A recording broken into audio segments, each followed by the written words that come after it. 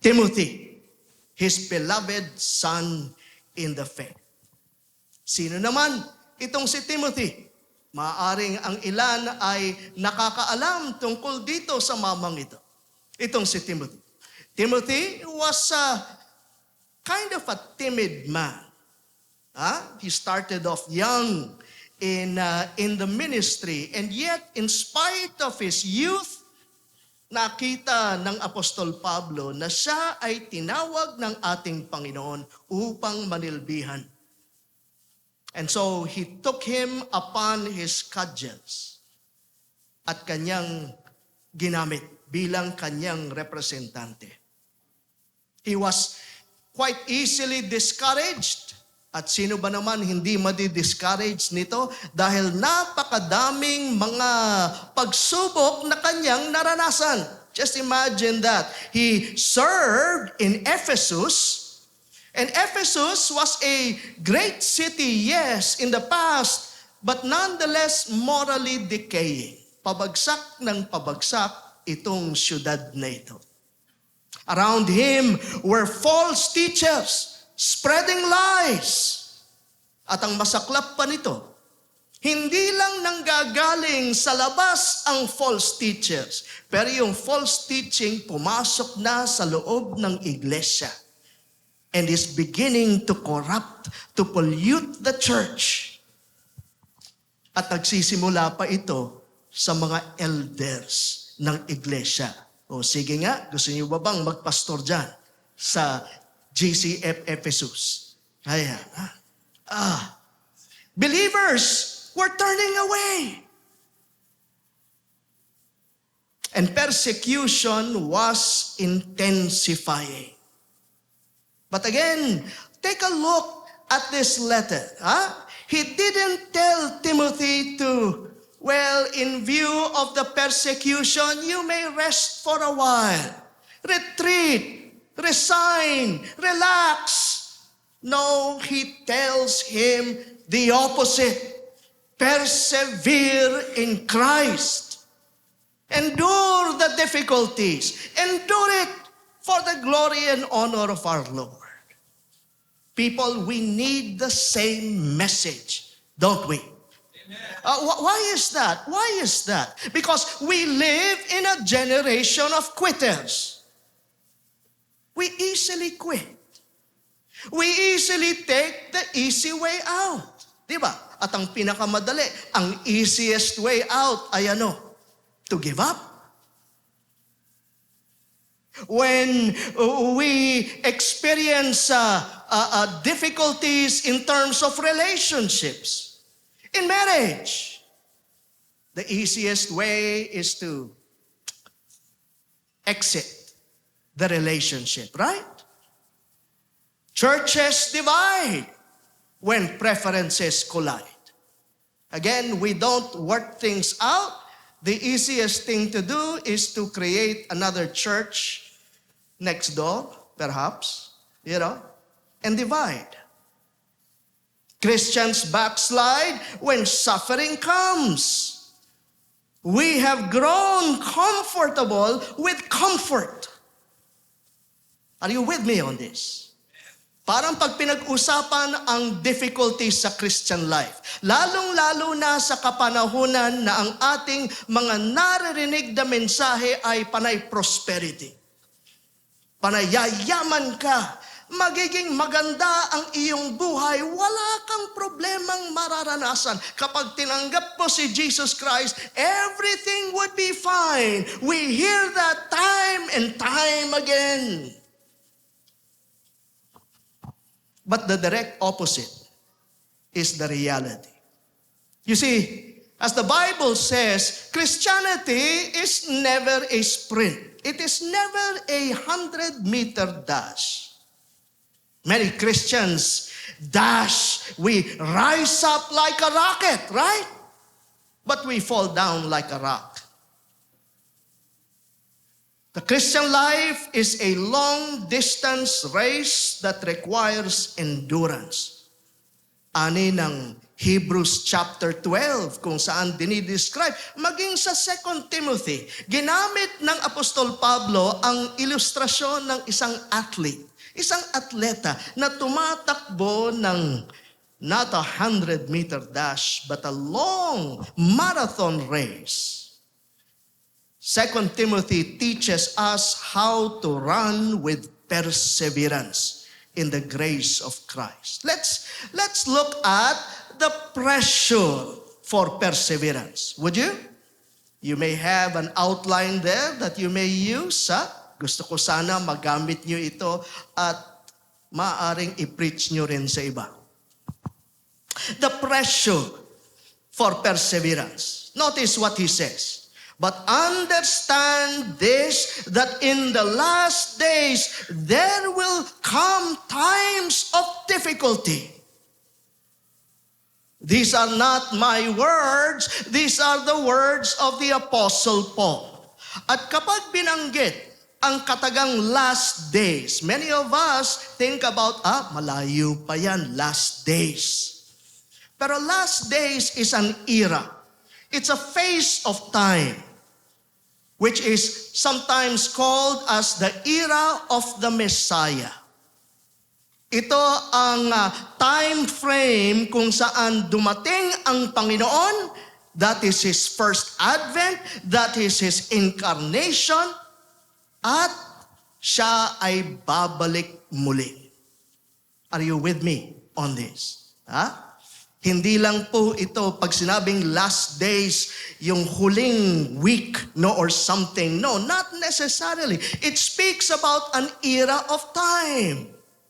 And friends, if we take that as the meaning of this, we live in the last days. At ang tinuturo ng Apostol Pablo is as we draw close to the return of Jesus Christ, all the more makaka-expect tayo ng ano? Sabi po rito, come times of difficulties.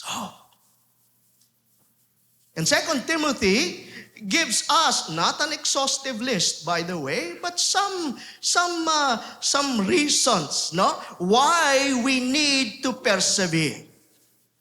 Firstly, notice the world is deteriorating. Napapansin niyo ho ba yun? It says here, people will be lovers of self, lovers of money, proud, arrogant. This is supposed to be prophetic, isn't it?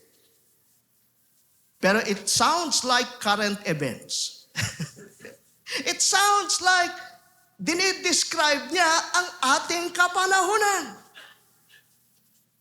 And I hate to be the bearer of bad news. Ika nga. It's gonna go from worst to worst.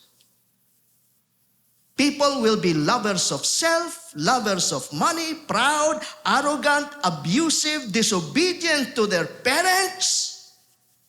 Underscore that, young people. Ungrateful, holy, heartless, unappeasable, slanderous, without self. Lahat na yata ng mga kasalanan ay binanggit dito. Suffice to say, ang sinasabi ng Apostol Pablo, palala ng palala. And as we anticipate even worse things to come, should we stop? Should we relax? Yan ang isa sa mga ginamit ng Apostol Pablo upang hikayatin tayo na magpatuloy. Endure. Persevere. Why is that? Because we are living in the last days. And times are gonna go from worse to worse. Idagdag pa natin dito. The beacon of light, supposed to be the beacon of light, the church of Jesus Christ, which is supposed to be salt, which is supposed to be light unto the world. Nagniningning sa righteousness ng Panginoon. Through its holiness, through its purity, we draw people to Jesus Christ. Through our fellowship of love, a life of integrity, we draw people to Jesus Christ. But here's, again, bad news for us. Because the Apostle Paul says the church will be declining. Ouch. Is that true? Mukhang walang nag-amen. Biglang nawala. Progressive. We sense this. Perhaps not true of this church. Amen. You know? But certainly we see that in many churches today. Kung saan nakikita natin na ang mga mananampalataya, not only gradually, it's not a gradual erosion, pero nakikita natin in great droves, maraming mga tao, they seek messages that tickle their ears. Ito pong sinasabi ng Apostol Pablo, In 2 Timothy chapter 4, we read there, some will turn their ears away from the truth and gather teachers to suit their passions. And in the letter before 2 Timothy, that would be 1 Timothy, of course, makikita natin sa chapter 4, verse 1, apostasy. Pag sinabing apostasy, ito po yung departure from the faith.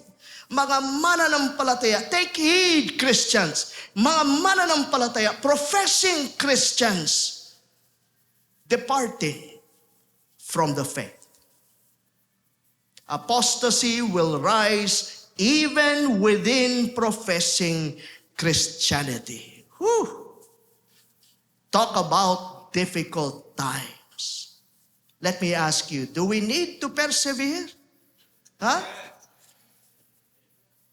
Sana hindi natin nakikita ang Kristyanismo na pasway-sway pa. You know, a walk in the park. Jurassic. That's so true. You know? But we are called to warfare, aren't we? We are called to live on war footing. Yung bang kapag sinabi sa mga sundalo, red alert, red alert. I mean, the soldier may be living quite casually at first, pero kapag sinabing red alert, immediately the mindset changes. And our mindsets ought to change as well. Make sense? You know? Persevere.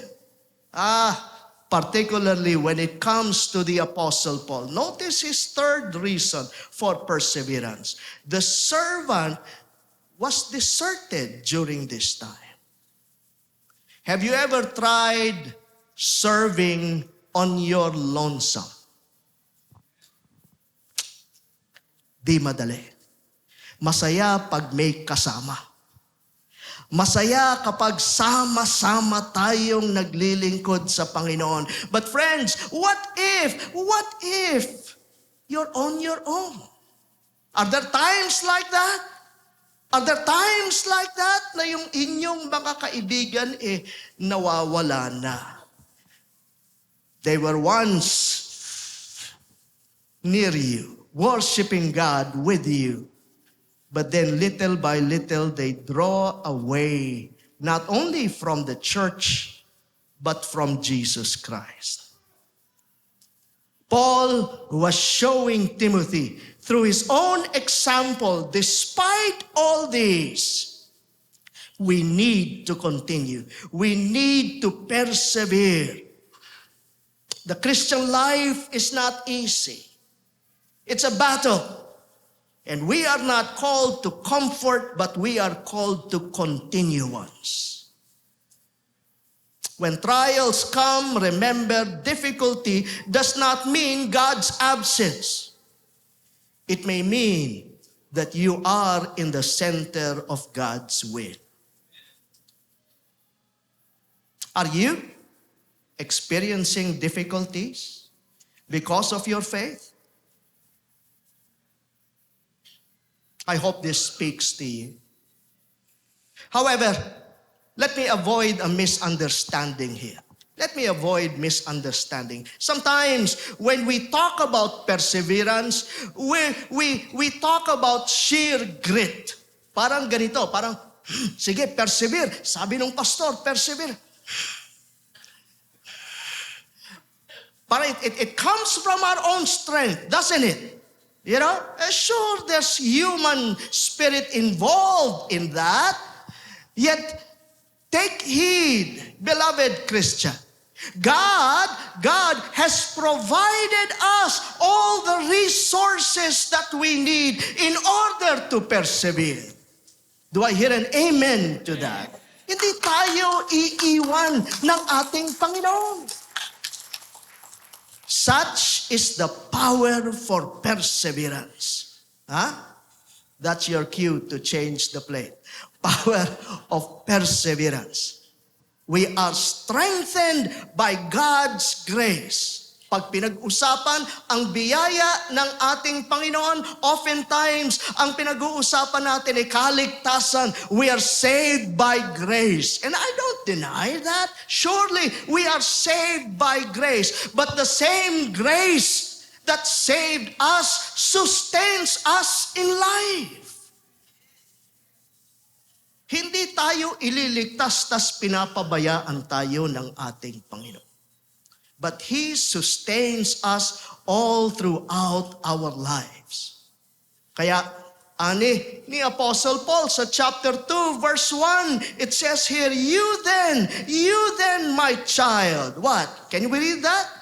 Be strengthened by the grace that is in Christ Jesus. Ngayon na kay Kristo ka, pinagkalooban ka ng lahat ng biyaya ng ating Panginoon upang tayo ay sumulong sa ating Christian life. Believe that. Embrace that. Take it by faith. When you're about to give up on your relationship, when you're about to give up on your marriage, understand that God's grace is made available to you. He will never leave us. He will never forsake us, right? And He grants us the necessary resources. When you feel weak in faith, grace is your strength. When ministry feels dry, grace is your living water. When you are ready to quit, grace whispers, my power is made perfect in weakness. Paul testifies this himself. Sabi na Apostol Pablo sa chapter 4, verse 17. I love this. I love this passage. Short one, yet let me invite you to read this aloud. Ano sabi? The Lord stood by me and strengthened me. Oh. Makaasa tayo without a shadow of a doubt that the Lord will be with us. Merong isang storya ng isang martyr, a great man of faith during the olden days na susunugin para sa kanyang pananampalataya. And he was with his protege, his young disciple. At nilagay ng kanyang disipulo ang kanyang kamay over the candle, over the fire sa kandila. At siya'y umiyak at tumakbo sa kanyang discipler. Doon sa matanda. At sabi niya, I'm afraid that I may deny my Lord. Sabi niya, aray, masakit. I don't think I can endure. The old man said, God will grant you the grace when you need it the most. And both of them stood the test. They endured the fire for the sake of the glory of our Lord. They did not deny the Lord. Makaaasa tayo na ibibigay ng ating Panginoon ang kanyang biyaya. Brothers and sisters, you cannot persevere apart from grace. But by grace, you can persevere to the end. Thirdly, he adds some motivation.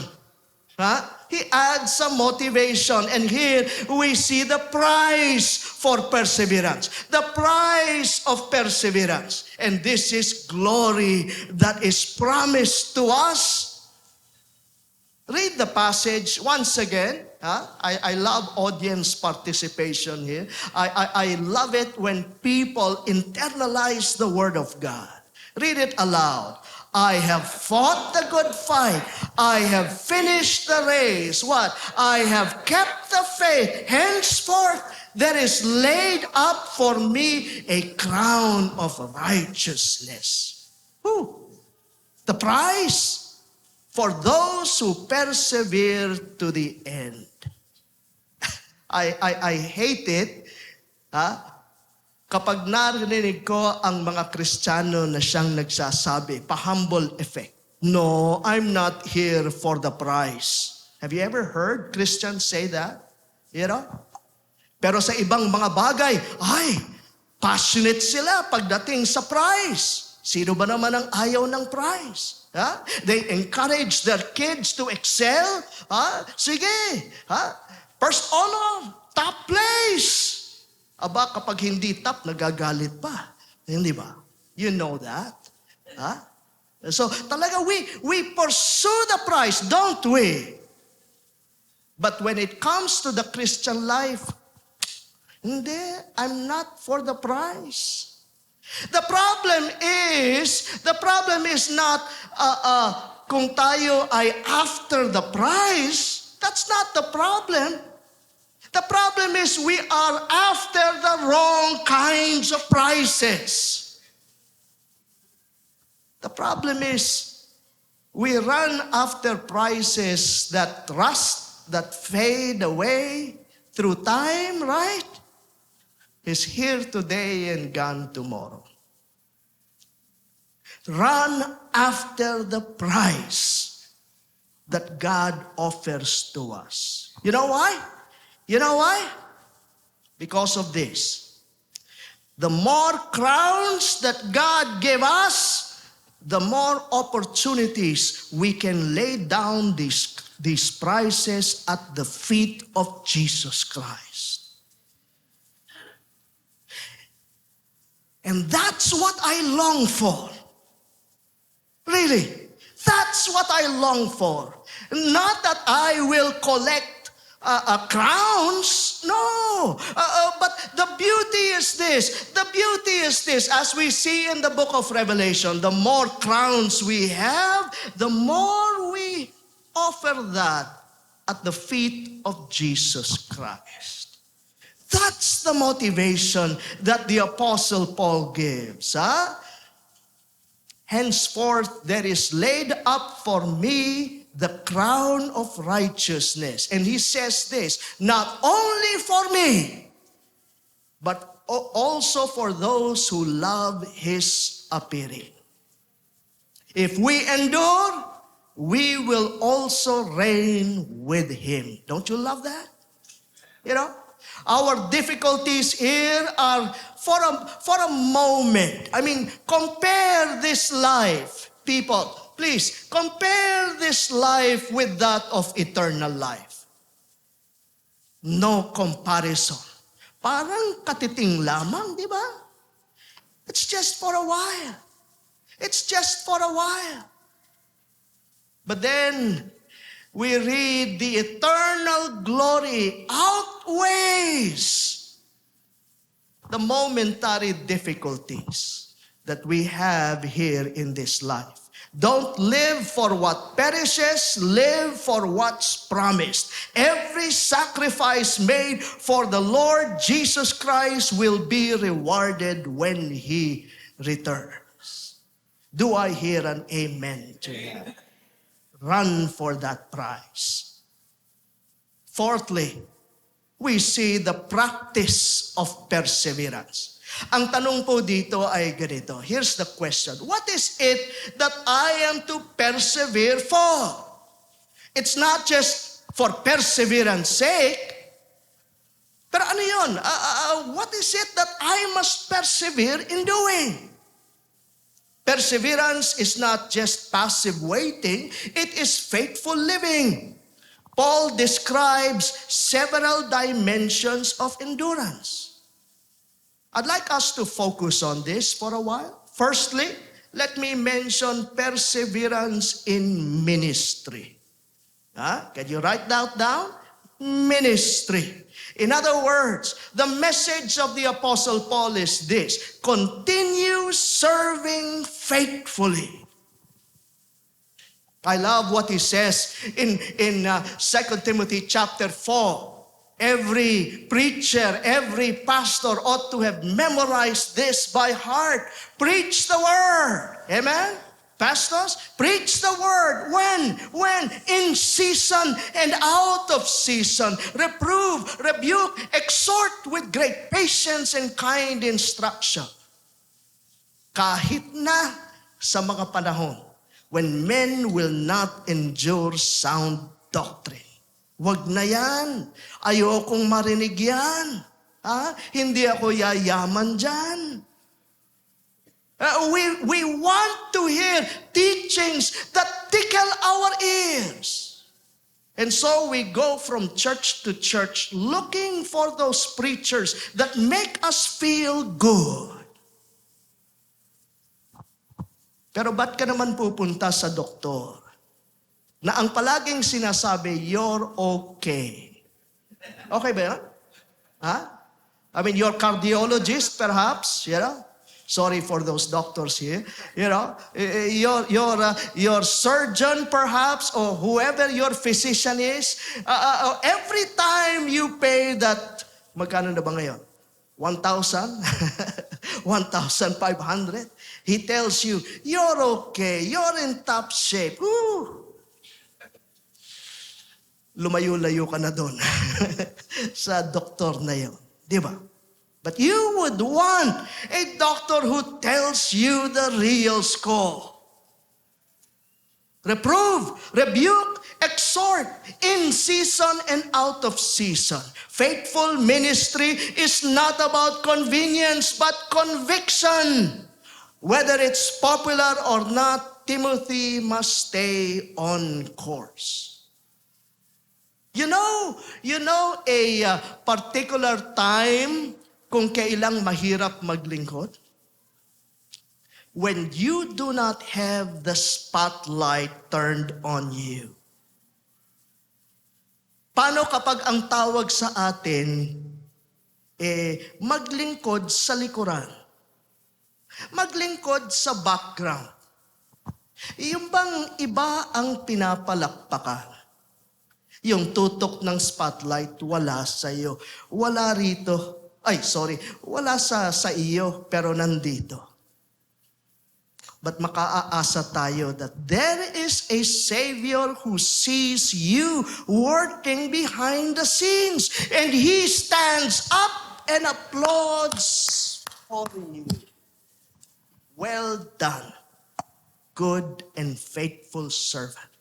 Kahit wala kang palakpak dito sa lupa, you are persisting in serving in my name. Amen? Secondly, we read of perseverance in terms of the message. Perseverance in terms of the message. Continue standing for the truth. Why is that? Because more and more people will listen to lies. Ang sabi po rito, and I also would want to invite you to read this aloud. Follow the pattern of the sound words. Guard the good deposit entrusted to you. He mentions there about the pattern that was given to us. I love that. The pattern. Follow the pattern. Yung aking mga anak nung araw, nung sila'y malilinggit. Ngayon naman yung mga apo. Pero even my grandkids are too big for this, too old for this. Pero naalala ko nung bata-bata sila, napakahilig nila sa coloring book. Have you given your kids a coloring book? You can identify parents. Kaya lang ang aking mga anak, maging yung mga apo. Matapos ang 5 minuto, binabalik na sa akin yung coloring book. Tapos na raw siya. Kabilis naman. So, tinitingnan ko yung coloring book. Lagpas. Ang turo ko sa kanila, there is a pattern here. Stay within the pattern. Tama po ba? Right, children? Stay within the pattern. Yan ang sinasabi ng Apostol Pablo kay Timothy. May iniwan ako na parameters ng inyong mga paniniwala. I have given you this set of doctrines. Stay within the parameters. Stay within the lines. Huwag kayong lalagpas. You know what? People, many of them are like my grandkids. They stay out of bounds. At wala silang pakialam. It seems nowadays, wala nang pakialam ang mga mananampalataya kung tama ang iyong paniniwala o hindi. But the message is this. The message is persevere in the message, continue standing for the truth. Don't trade conviction for acceptance. Stand firm on the unchanging word when the world demands compromise. A believer who perseveres is one who clings to the truth even when others drift away. How about this? Persevere in morality.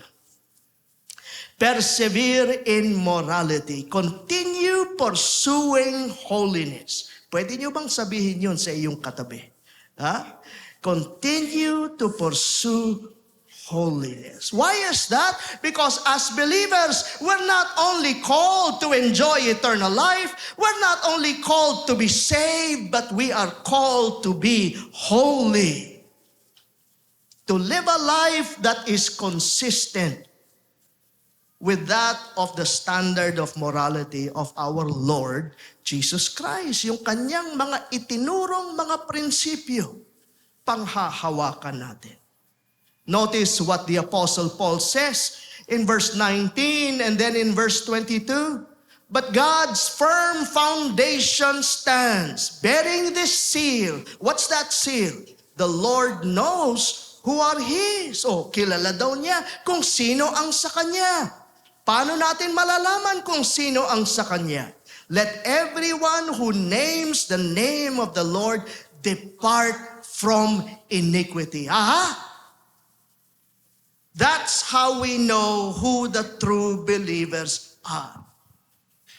They don't live perfectly. That's understandable. We know that we still sin, don't we?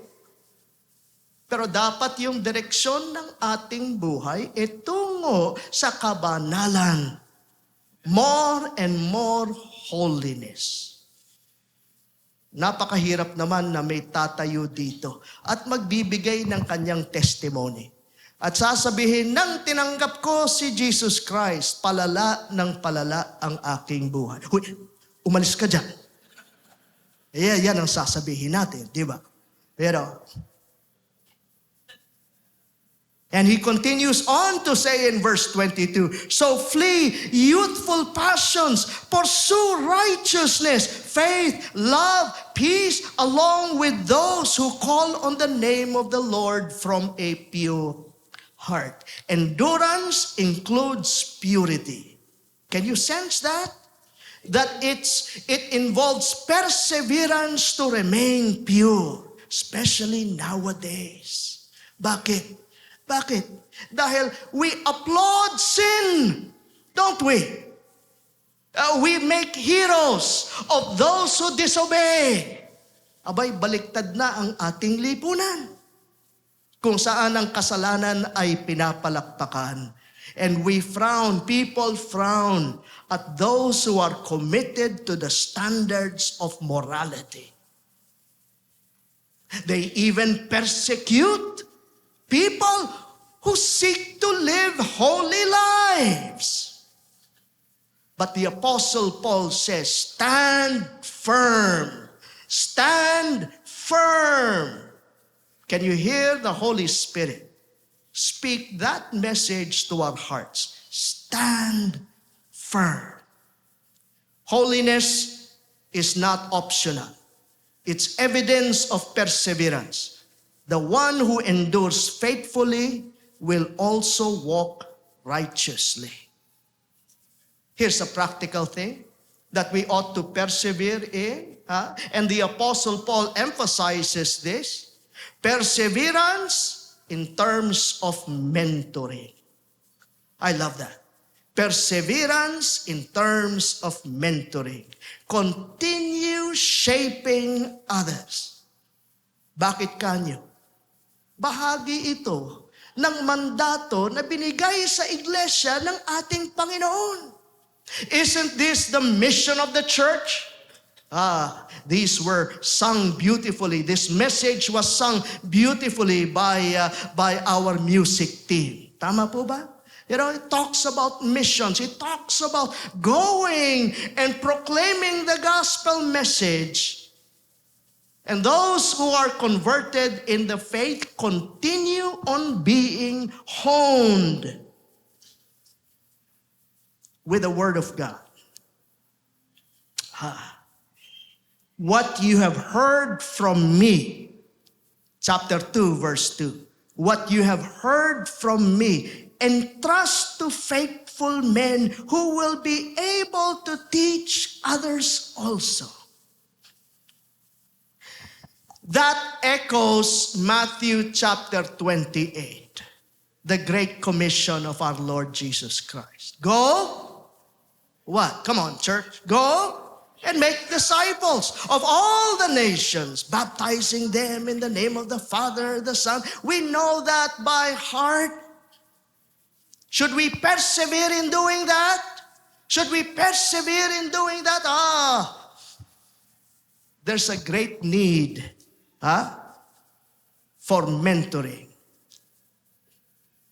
Endurance is generational. Timothy must reproduce faithful men who will carry on the gospel torch. The persevering Christian does not just finish the race, but he passes on the baton.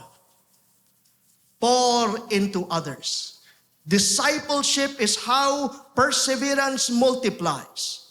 The faithful life leaves behind faithful followers. And then, all in all, there is perseverance in terms of mindset. Continue suffering willingly. Let's change our mindset today, shall we? We may have adopted the mindset that once we become Christians, everything will be all roses. Pero maging ang rose may tinik, no? You know, masakit din. Share in the suffering as a good soldier of Christ Jesus. Endurance requires a soldier's mindset.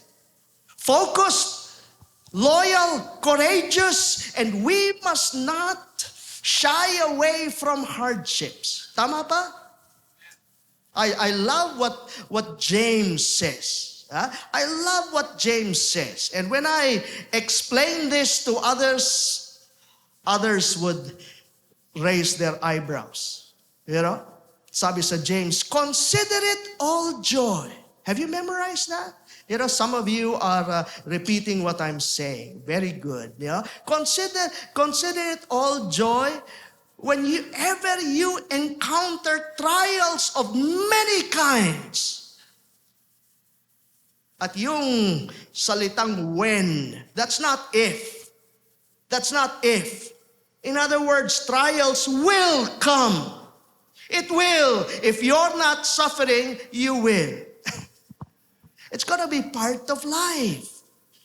I love how J.B. Phillips translates that. Sabi, let these trials, embrace these trials like a loyal friend. I love that. In other words, hindi pinapadala ng Panginoon para tayo ay lumubog. Pero tayo ay ma-hone, ma-develop sa ating Christian life.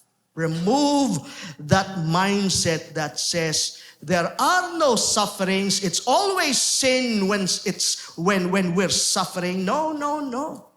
Don't run from suffering. Run through it by God's strength. Every trial is a training for greater faithfulness. Lastly, may last na. The promise of perseverance.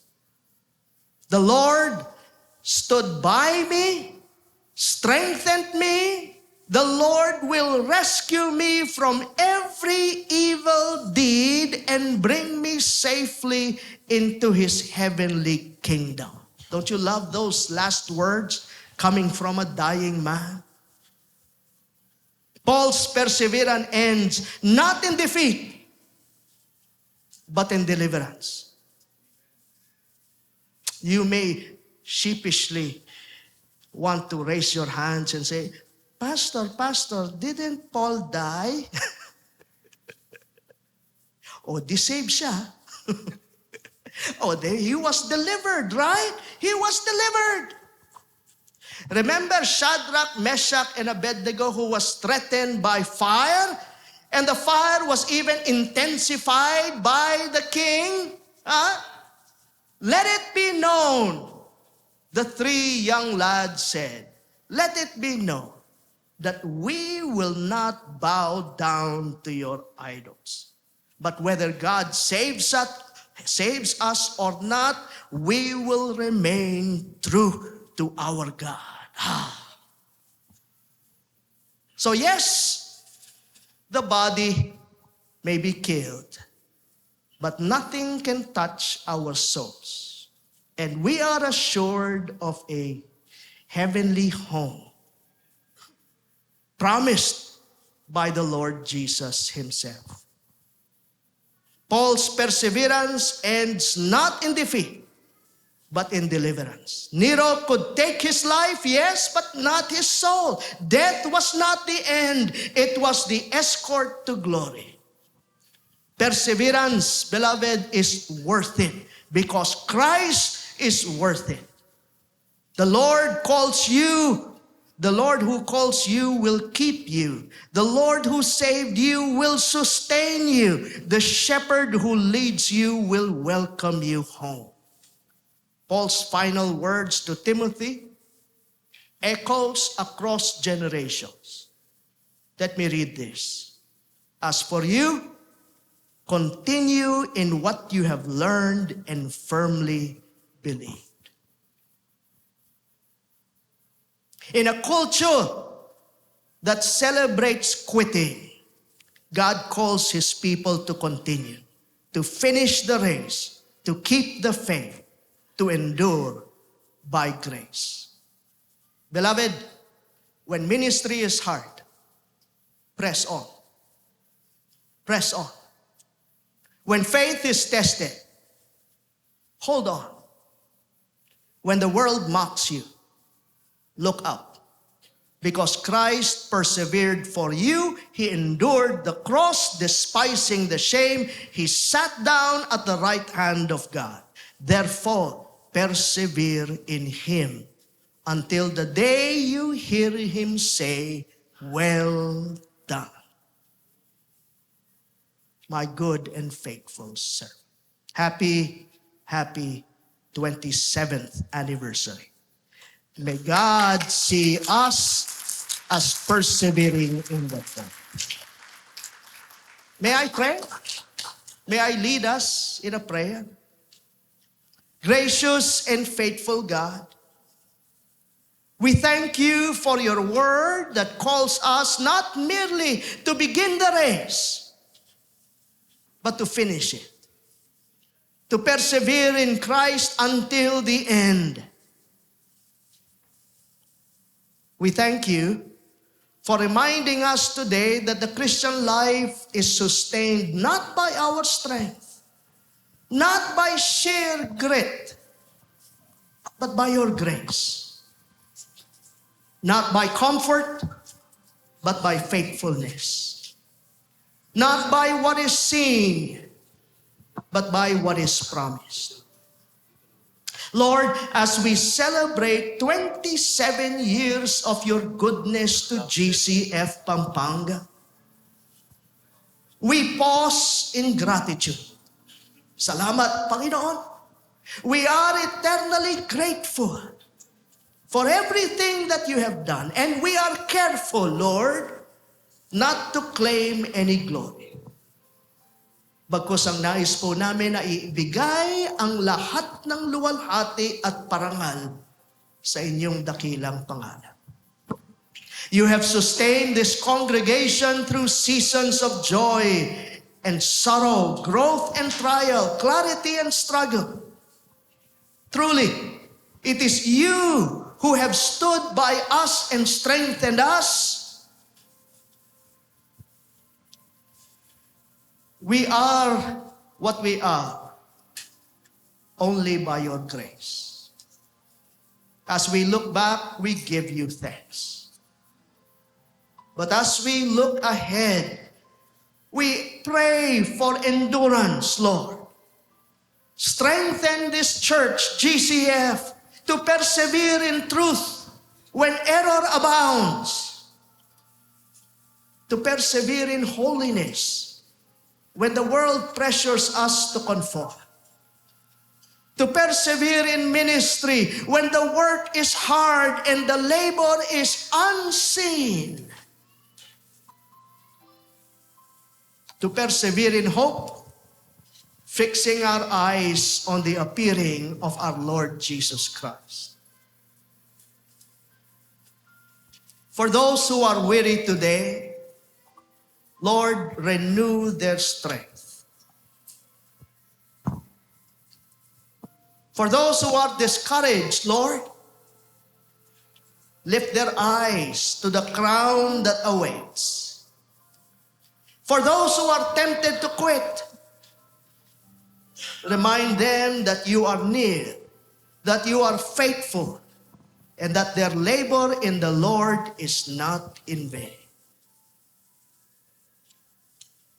May this church, your church, not merely grow older, but grow deeper. Deeper in love for Jesus Christ, deeper in devotion to your word, deeper in faithfulness from one generation to the next. And when our race is done, whether as individuals or as a congregation, may it be said of us, by your grace alone, we have fought the good fight. We have finished the race, and we have kept the faith. All glory be to you, our Savior, our Sustainer, and our coming King. We ask and pray all of these things in the strong and sufficient name of our Lord Jesus Christ. Amen. Amen. Amen.